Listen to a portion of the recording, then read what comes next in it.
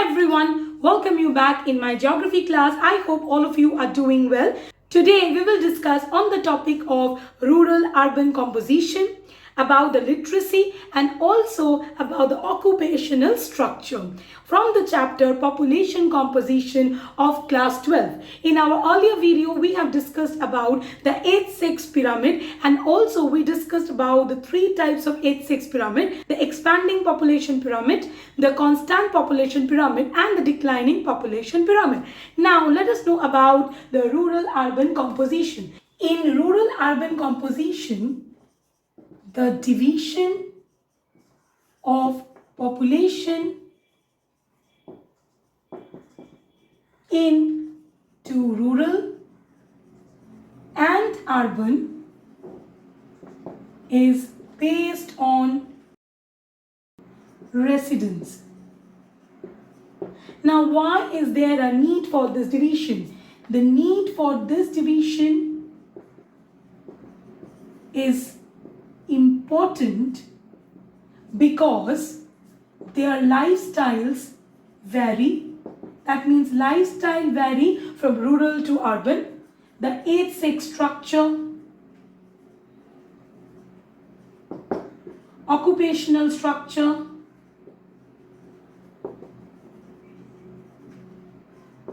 social relations all vary from rural to urban. The criteria for differentiating rural and urban population varies from country to country.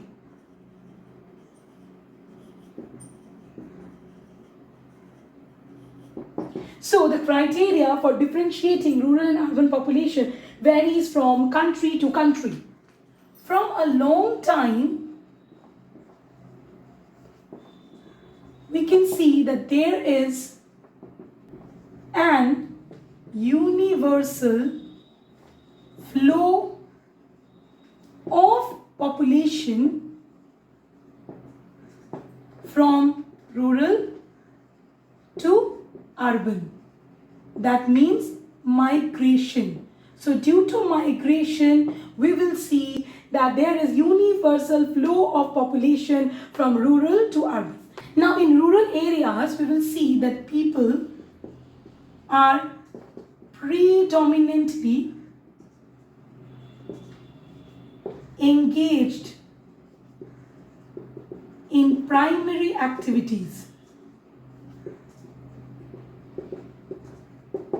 And in the urban areas, most of the working population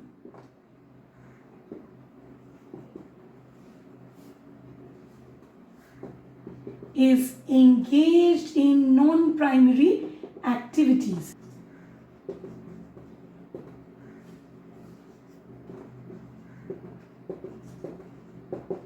The most highly urbanized societies of the world are Western and Northern Europe, Australia, New Zealand, temperates of South America and North America.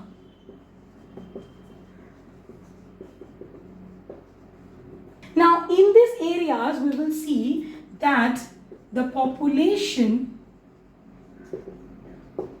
that lives in the urban areas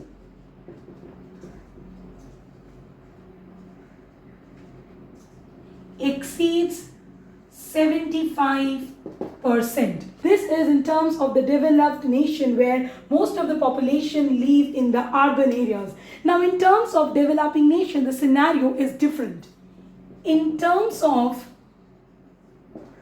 developing nations, like Asia and Africa, the process of urbanization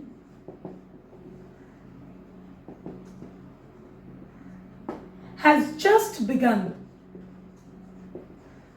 So we can say that only 1/3 of the people lives in the urban areas. But we can see that in developing nations, the cities are growing at a faster rate. So we can say that the rate of growth of urban areas is twice that of the population in it. So we can say that at a very faster rate, the cities are growing. Now, the prominent feature of population redistribution is the growth of cities. It has been estimated that by 2030, there will be 8 billion city dwellers and 80% of the population will live in the developed nations. Now, let us see the scenario of the developed and the developing nations to understand that how migration has affected the rural-urban composition and what are the reasons which has led to rural-urban composition. Now, in the developed nations like Canada, Western Europe, like Finland, we will see that the females has outnumbered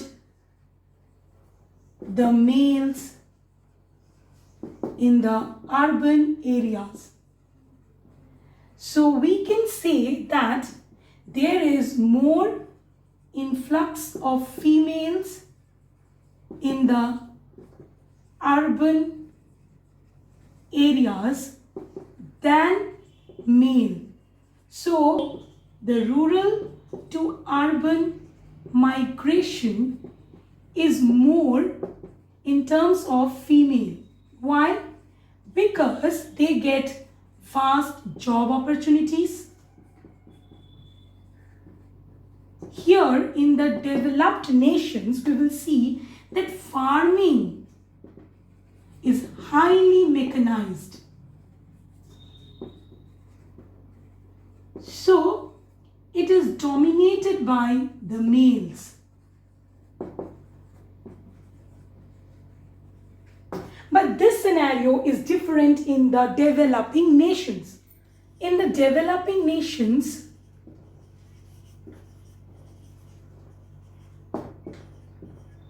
like Nepal,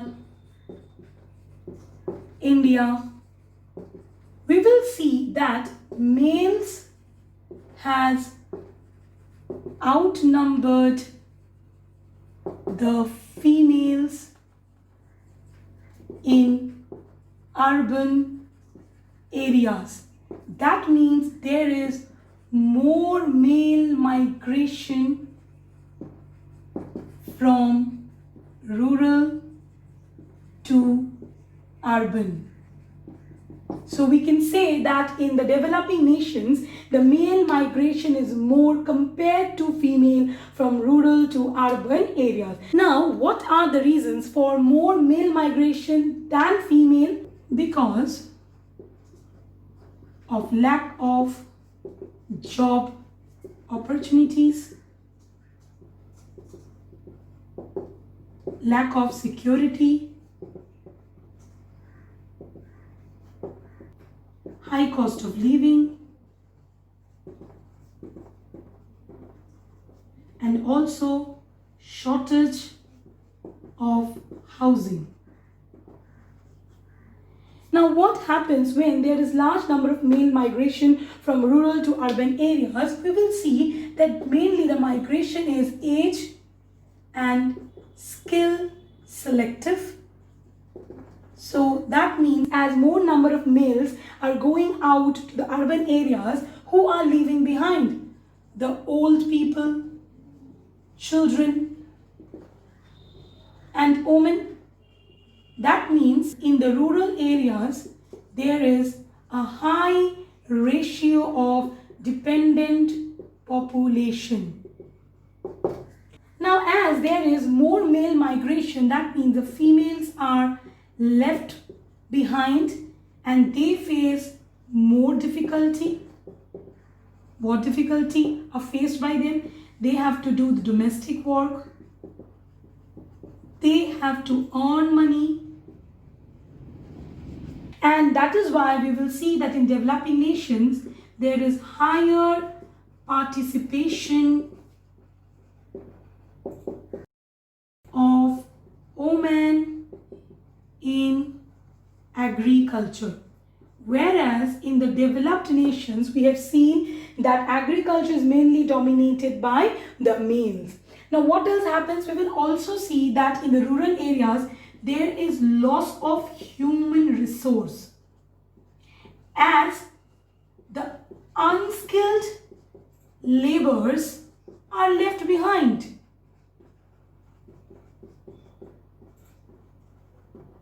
In the urban areas where there is much more male migration, it will again cause unfavorable sex ratio. Now, let us know about the literacy rate. What do you mean by literacy rate? In India, the literacy rate denotes the number of population above 7 years of age who can read, write, and have the ability to do arithmetic calculations with understanding, and that person is called a literate. So in India, the literacy rate denotes the number of population above 7 years of age who can read, write, and have the ability to do arithmetic calculation with understanding can be called as a literate. So if I can read and write and I can do mathematical calculations with understanding, that means I am a literate person, right? Now, why do we need literacy, or what is the importance of literacy? Proportion of literate population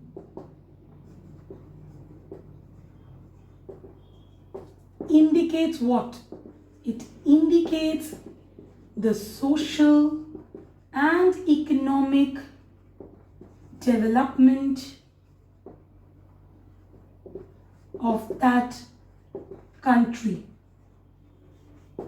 If the proportion of literate population is high in that country, that means that country is socially and economically developed. And if the proportion of literate population is low in that country, that shows the social and economic development of that country is low. It shows the status of women in the country. It shows that whether opportunities are available or not. It also shows the standard of living of people. It shows that whether education facilities are available or not. So availability of educational facilities, policies of government. By this we can understand that whether the policies of government are people oriented or not, and the most important is the level of economic development, which is both a cause and consequence of literacy. So literacy plays a very important role to indicate the social and economic development of a particular country. It also highlights the status of women in that country, whether opportunities are available to all or not, how is the standard of living of people there, whether availability of educational facilities, whether educational facilities are available to each and every one, and what are the policies of government. The level of economic development is both a cause and a consequence of literacy. Now let us know about the occupational structure of the developing and the developed nations. Now let us know about the occupational structure. What do you mean by the occupational structure? This means proportional distribution of working population is that men and women between the age group of 15 to 59 years who are engaged in various economic activities like agriculture, mining, fishing, manufacturing, communication, transportation services,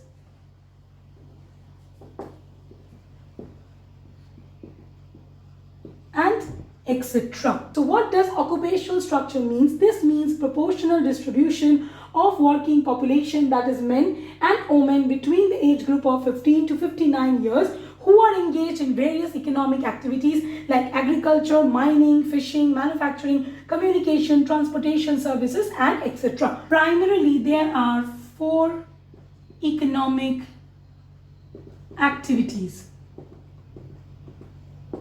What are those? Let us know. The first economic activity is the primary activities, and this includes agriculture, fishing, mining, forestry, and etc. Coming to the next economic activity is the secondary activity. Now in the secondary activities, it includes manufacturing. The third economic activities are the tertiary activities, which includes transportation, communication, and providing any services. And the last one is the quaternary activities, which includes jobs related to research and development of ideas. So there are primarily 4 economic activities. Number 1, the primary activities. Number 2, secondary activities. Number 3, the tertiary activities. And number 4, the quaternary activities. Now, why these economic activities are important? These economic activities are important indicators which shows the level of development of any country. If in a country more number of people are engaged in secondary, tertiary and quaternary sector, that means the country's economy is much more developed. Whereas if in a country most number of people are engaged in the primary activities, that shows that country's economic development is not developed, it is much in primitive stage. So the proportion of working population in these 4 economic activities is a very good indicator because it shows us the level of economic development of a particular nation. If a country have a developed economy, that means there will be more industries, which needs more infrastructure. That means more number of working population would be accommodated where? In the secondary, tertiary and quaternary sectors. And mostly we can see in case of a developing country, and mostly the developing nations have the developed economy where more number of working people are accommodated, are engaged in the secondary, tertiary and the quaternary sectors. Now, if in any country the proportion of population engaged in primary activities is high, that means that in that country the economy is still in its primitive stage.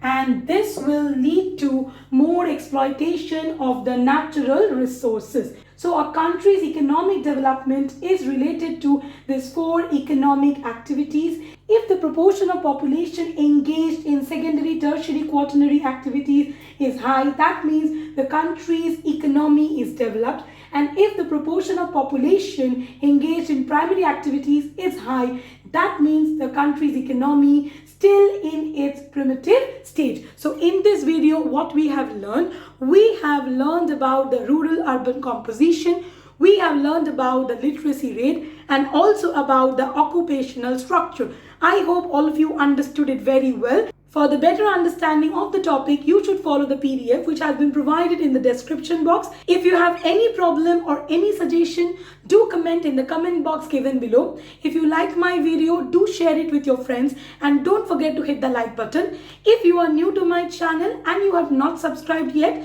do subscribe my channel and don't forget to hit the bell icon to get all the notifications of my upcoming videos. Stay tuned, I will be back soon with a new chapter and a new topic. Till then, take care and stay safe. Thank you.